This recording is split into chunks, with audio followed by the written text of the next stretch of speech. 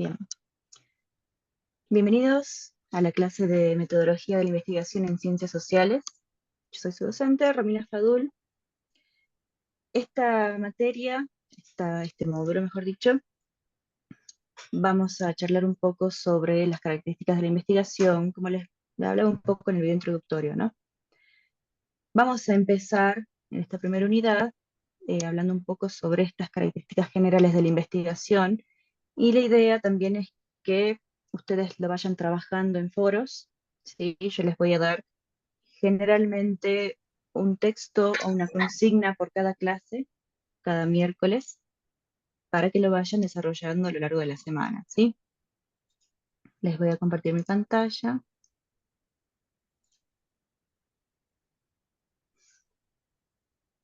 Bien.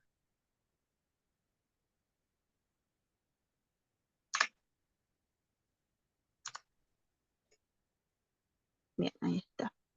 Bien. Algunos objetivos que también los van a encontrar en la planificación del módulo. Vamos a hablar de y conocer herramientas metodológicas. Bien. Vamos a reflexionar sobre los desafíos de la investigación social, porque la investigación social es tratar con personas.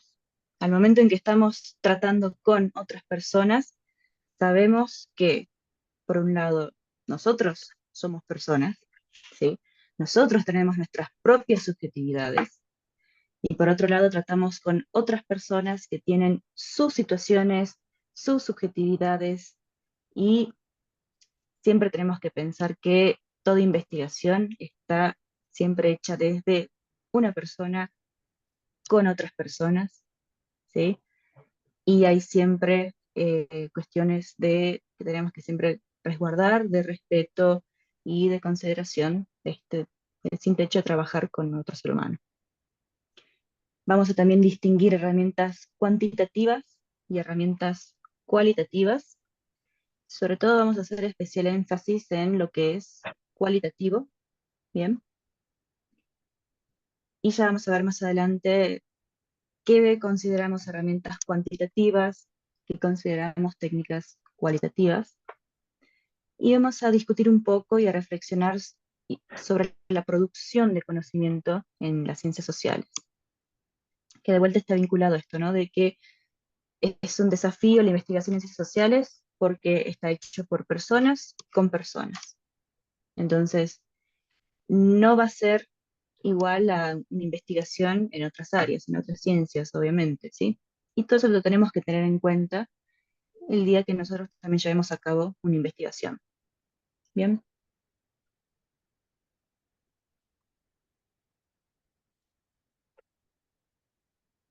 Bien.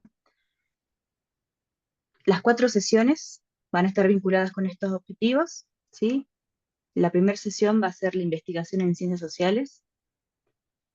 Vamos a charlar un poco de cómo es esta investigación, qué representa y qué implica y qué incluye. La segunda sesión va a tratar sobre el proceso de investigación y su escritura. Y a partir de esta segunda sesión, yo les voy a plantear que como trabajo final y como trabajo global para el módulo y para poder inclusive promocionar el módulo, vayan ustedes desarrollando y empiecen a desarrollar y escribir un proyecto de investigación.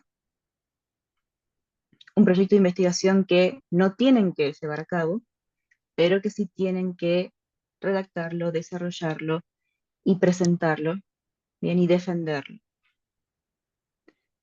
En esta segunda sesión vamos a ver estas características generales de un proyecto, cómo se escribe, qué partes tiene, qué se plantea, ¿sí? Una tercera sesión vamos a hablar sobre la investigación cuantitativa, siempre aplicado a las ciencias sociales.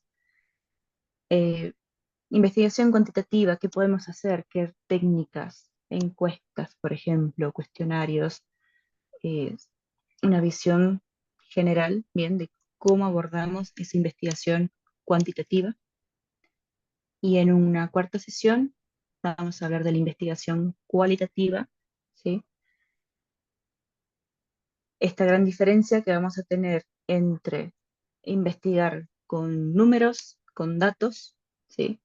Pero también vamos a darle importancia en esta cuarta sesión a lo que es lo cualitativo, a lo que es muchas veces trabajar de una forma más fina con las personas. Bien, una entrevista, por ejemplo, o eh, el análisis de una entrevista, el análisis de un discurso, ¿sí? La historia de vida, por ejemplo, son herramientas, son técnicas cualitativas que nos ayudan a tener una visión más profunda de un tema. ¿Sí? Ustedes piensen que lo cuantitativo nos ayuda a tener una visión amplia y general. Lo cualitativo nos ayuda a tener una visión en profundidad y más detallada sobre algún aspecto. Aproximadamente las sesiones van a durar unas 3 a 4 semanas,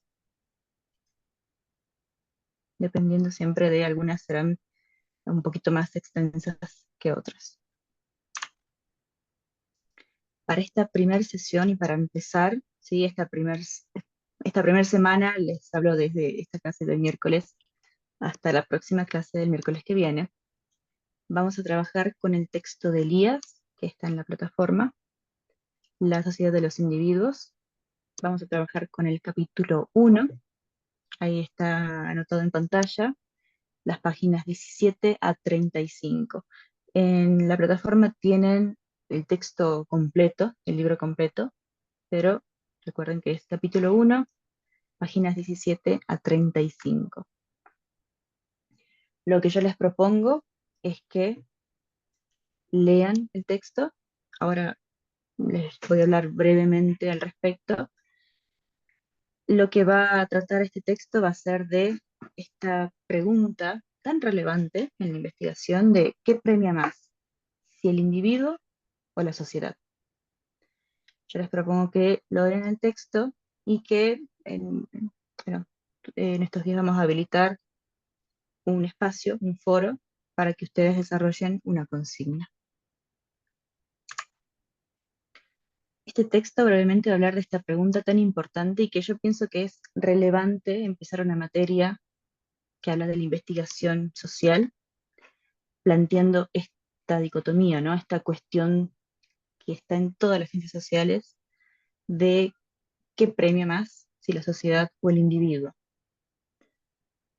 Hay que empezar preguntándose, como lo plantea el texto de Elías, ¿qué es la sociedad? ¿Sí? ¿Qué consideramos como una sociedad? Porque es muy fácil, lo decimos coloquialmente, ¿no? Nuestra sociedad, la sociedad de hoy en día, o investigación social, ¿sí? Pero tenemos que plantearnos qué pensamos cuando hablamos de sociedad.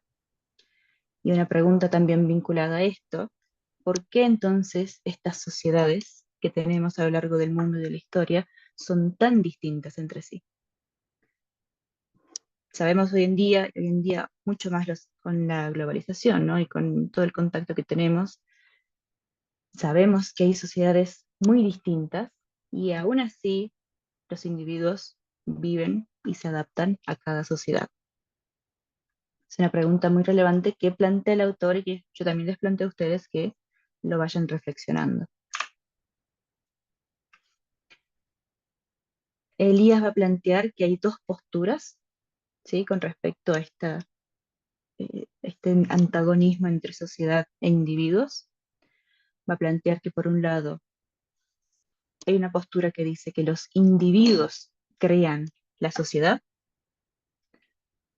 es decir, que muchos individuos, cada individuo con sus propias características, se juntan y entre todos, con sus voluntades y sus características, crean la sociedad en general.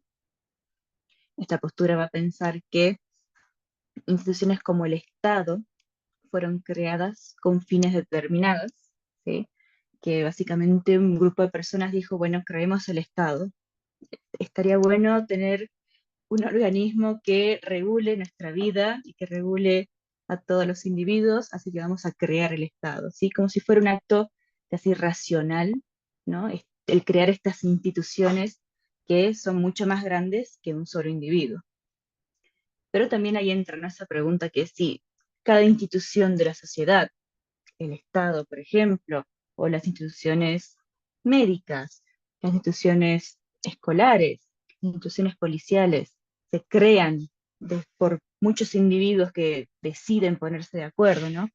¿Cómo explicamos cosas que quizás no son tan racionales, que no tienen una función tan visible como el arte o la religión? O cómo explicamos instituciones que se escapan un poco, ¿no?, a la forma más racional, o instituciones que no operan tan racionalmente como deberían operar si fuera esto de que muchos individuos simplemente se ponen de acuerdo para crear algo. Y por otro lado, tenemos la postura que dice que la sociedad es una unidad orgánica supraindividual, es decir, que es algo que supera al individuo y que es algo mucho más que la sumatoria de sus partes, y que ven a esta sociedad como un organismo, básicamente como pensemos en el cuerpo humano, donde cada parte de este organismo tiene su función. El corazón hace algo, el hígado hace otra cosa, y todas son necesarias para la vida, pero el cuerpo humano es mucho más que la sumatoria de todas sus células, ¿sí? Y de esta forma también ven a la sociedad como mucho más que la sumatoria de todas esas células o esos individuos, ¿sí? Para esta postura, nos va a plantear Elías, las formaciones sociales son algo abstracto, ¿sí? Algo que está más allá de la concepción del propio individuo, y entonces nos plantea también este otro interrogante. Si estas formaciones sociales son mayores que el individuo y escapan a él, ¿dónde queda la acción individual de las personas? Si estamos totalmente atados a la sociedad en la que vivimos, ¿en qué manera podemos entonces tener una libre acción o una libre decisión dentro de estas sociedades? ¿Sí? Estas son las dos posturas más extremas y contrarias. O cada individuo de manera individual, de manera racional, va haciendo con su sumatoria la sociedad, o los individuos no tienen posibilidad de existir y de escapar a lo que la sociedad les manda y a lo que la sociedad les dicta, ¿sí?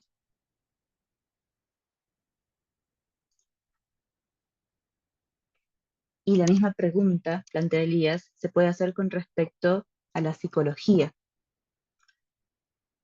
Por un lado tenemos estas dos posturas extremas: o todo se puede explicar a través de la psiquis del individuo, por un lado, y esto es relevante también si vamos a abordar la investigación social, porque si tomamos esta postura, implica que cualquier cosa que veamos en la sociedad, lo vamos a poder explicar a través de motivaciones individuales de esa persona y de la configuración psicológica que cada individuo tenga en esta sociedad. La otra postura, del otro lado, dice que sobre el individuo premia la psicología de masas y premia lo social. Si vamos a investigar dentro de las ciencias sociales y tomamos esta postura, entonces la sociedad es la que condiciona a cada individuo, a la psicología de cada individuo. Entonces vamos a tener que, bajo esta postura, vamos a buscar explicar todo a través de lo que dicta la sociedad, ¿sí? Y lo que plantea este autor, ¿sí?, es que entre estas posturas, ¿cómo logramos establecer un puente? ¿Cómo logramos relacionarlas? Es cierto que absolutamente todo se puede explicar a través de la psiquis individual. Es cierto que absolutamente todo se puede explicar a través de fenómenos sociales. Estas dos posturas extremas, cada una deja mucho espacio de explicación también, ¿no?, al otro ámbito. En un lado se pierde la sociedad y en el otro lado se pierde el individuo, ¿sí? Elías va a plantear que tenemos que tener una visión donde no se pierda ni una cosa ni la otra. Así también va a plantear otras preguntas, ¿sí?, que van a ser muy relevantes en la investigación social, ¿sí? Y este es un primer texto que es muy bueno para reflexionar sobre estos interrogantes, ¿sí? Yo les dejo también a ustedes que lo piensen y que reflexionen, en, tanto leyendo el texto como personalmente, cómo podrían responder estas preguntas, ¿sí? Elías plantea: ¿cómo podemos garantizar la armonía entre individuos y sociedad? ¿Sí? Porque si la convivencia es algo armonioso, cuando no hay tensiones y cuando no hay conflictos, es realmente posible. ¿Ustedes creen que sea posible una sociedad sin tensiones y sin conflictos? Y también, más allá de que sea posible o no sea posible, nuestra sociedad actual no es así. En nuestra sociedad hay muchos conflictos, hay muchas tensiones, tanto a nivel del individuo como a nivel de la sociedad.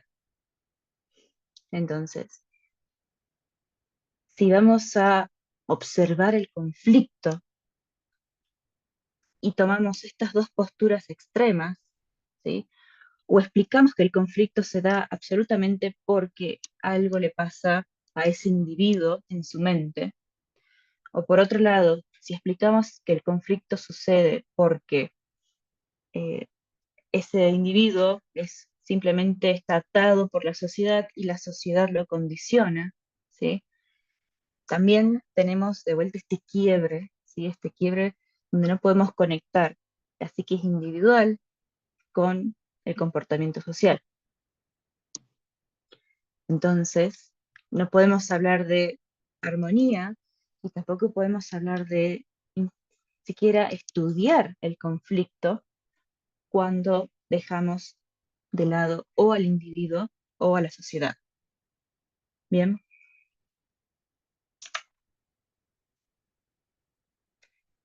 otra pregunta también que va a plantear Elías, ¿sí?, que también se las planteo a ustedes: ¿cuál es el fin último? Si el fin último es el individuo o si el fin último es la sociedad, ¿qué es lo que premia sobre lo otro? Estas dos posturas contrarias, ¿sí?, también van a plantear que si nuestro énfasis es en el individuo, entonces el fin último es que cada individuo satisfaga sus necesidades y realice lo que quiera hacer, y que la sociedad sea el medio para realizar sus aspiraciones individuales. Es un individualismo donde, digamos, cada uno ve por lo suyo, ¿sí? Cada uno ve por sus propias necesidades y por sus propios intereses, y la sociedad es una herramienta que existe para lograr esto. Y por otro lado, la postura contraria va a plantear que el fin último es que la sociedad exista y que los individuos son más como partes de esta sociedad, y que lo que importa es que esta sociedad prevalezca de forma lo más equilibrado posible.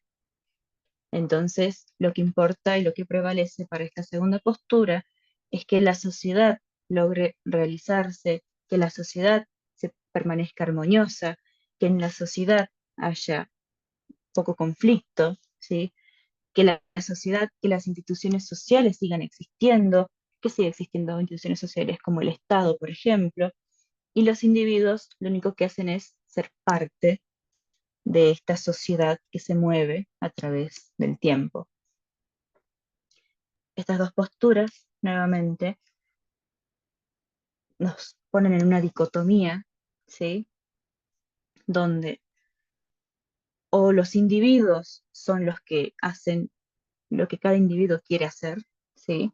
Y no hay un orden o no hay una armonía o no hay un fin compartido a nivel social. O por el otro lado, los individuos no tienen mucha opción. Una persona nace en la situación que nace y forma parte de la sociedad que le toca formar, y lo importante es que esta sociedad se sostiene, ¿bien? Y quedamos de vuelta en lo mismo. El individuo se pierde o la importancia de lo social se pierde, ¿sí? Y esta autor iría a apuntar nuevamente que ni lo uno ni lo otro, ¿sí? Es importante considerar ambos aspectos y es importante pensar que eh, no es que uno premie sobre otro, ¿sí? Y inclusive él plantea esta metáfora de Aristóteles de la sociedad como una casa y las personas como ladrillos de esa casa. Y es una metáfora que él la analiza y que es interesante pensarla, porque, como plantea esta metáfora, una casa no es solamente la sumatoria de todos los ladrillos que tiene, ¿sí? Es una estructura, bien, que es una estructura que se conforma como algo más que los 10.000 ladrillos que pueda tener. Y por otro lado, esta estructura, esta casa, no se conforma de esa forma si a estos ladrillos los apilamos de otra forma. Y si eh, ciertos ladrillos desaparecen de alguna parte, esta casa ya no está tan bien, ¿sí? Entonces, es una metáfora interesante de pensar. Cada ladrillo, por otro lado, ¿sí? Cada ladrillo va a ser distinto de otro ladrillo. El ladrillo que está en una pared no va a ser el mismo ladrillo que va a estar en otra pared. Bien, es una metáfora interesante de pensar y Elías plantea reflexionar también un poco más sobre esta metáfora.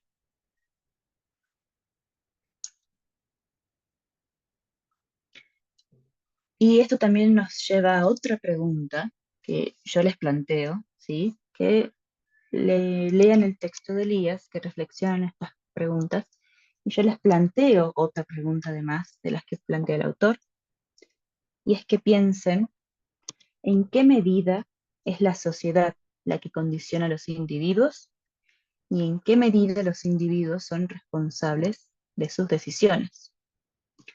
Porque si vamos a analizar la sociedad, en cualquier ámbito que analicemos, que investiguemos, siempre va a haber conflictos y siempre van a haber distintas circunstancias para todos los individuos.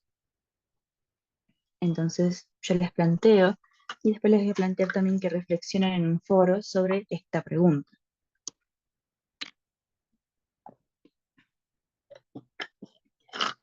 Hay un antropólogo, Philippe Bourgeois, si no me equivoco, que él hizo su investigación en los años 80 en Estados Unidos, en el barrio de Harlem, cuando estaba la famosa epidemia del crack. Él lo que hizo fue ir a vivir en estos barrios de Estados Unidos, en Harlem, y tratar de conocer cómo era. Él hizo una investigación más cualitativa, hizo entrevistas, conoció, estuvo ahí, hizo trabajo de campo, hizo una observación de todo lo que sucedía en ese barrio, y él planteaba también esta pregunta.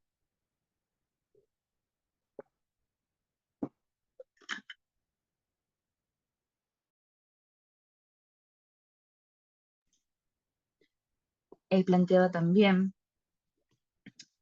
en esta situación en que vivían estas personas, donde para muchos de ellos, como le contaban a este antropólogo, era más viable y era más económicamente racional, vamos a decirle, vender, vender crack, que irse a trabajar a otra ciudad donde tendrían que ir a las 6 de la mañana y volver a las 12 de la noche, por una cantidad de dinero mucho menor, obviamente. Y al mismo tiempo estas personas que veían que era más redituable la venta de crack, también vivían en el mismo barrio donde vendían y veían a su alrededor que, por supuesto, quienes más consumían y también quienes distribuían eran jóvenes.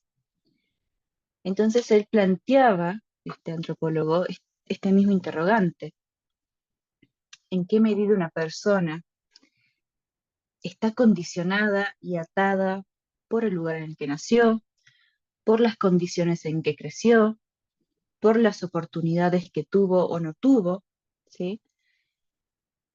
Y en qué medida cada individuo también es responsable de las decisiones que toma dentro de estas posibilidades. En qué medida un individuo toma una decisión de ese tipo sabiendo las consecuencias que tiene, sabiendo que tranquilamente eso que está vendiendo puede llegar a sus propios hijos. Entonces esta pregunta también está entre esas dos posturas, ¿no?, que plantea Elías, entre o consideramos que el individuo es absolutamente responsable de sus actos, o consideramos que el individuo está absolutamente atado por su situación social, ¿sí? Y también, si vemos solamente un lado de estas posturas, estamos dejando de lado el otro ámbito que también nos puede ayudar a entender. Si nos enfocamos en el individuo, estamos dejando de lado todo este contexto que hace que el individuo se comporte de esa forma. Y si nos enfocamos en el contexto, también estamos negándole a las personas la capacidad de tomar sus propias decisiones. Entonces, yo les planteo a ustedes esta pregunta porque es una pregunta muy relevante en la investigación social.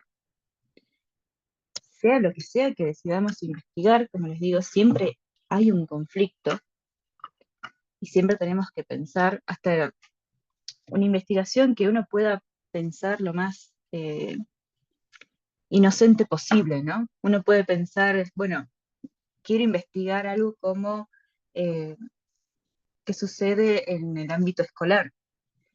También ahí en el ámbito escolar, o podemos pensar que los estudiantes son completamente resultado de su contexto, de la familia, del lugar en el que crecieron, o podemos pensar, por el otro lado, que los estudiantes son totalmente eh, agentes de lograr tomar sus decisiones, ¿sí? Y cuando son adultos son totalmente responsables de lo que hacen, como si no influyese su contexto. Entonces esta pregunta es muy relevante en investigación social y muy relevante porque siempre vamos a tratar con personas que están en ciertos contextos sociales y que a su vez toman decisiones.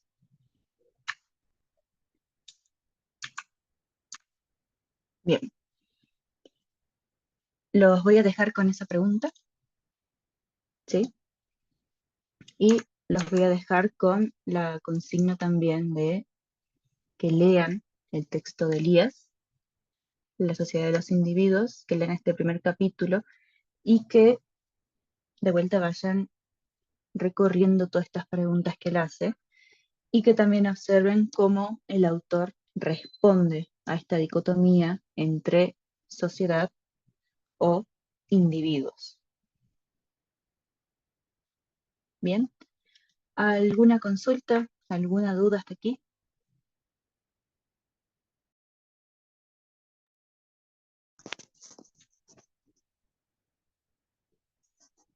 No, ninguna. Bien, gracias.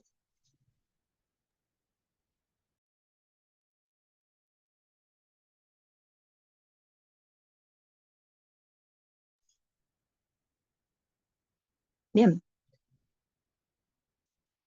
si no hay ninguna duda, si no hay ninguna consulta, yo los dejo esta clase esta breve clase, ¿sí? Esta breve introducción al módulo y les dejo con la consigna de leer el texto, ¿sí? Y de, en cuanto estén atentos, en cuanto se habilite el foro, para que ustedes participen y para que respondan a las consignas que les voy a dejar en el foro.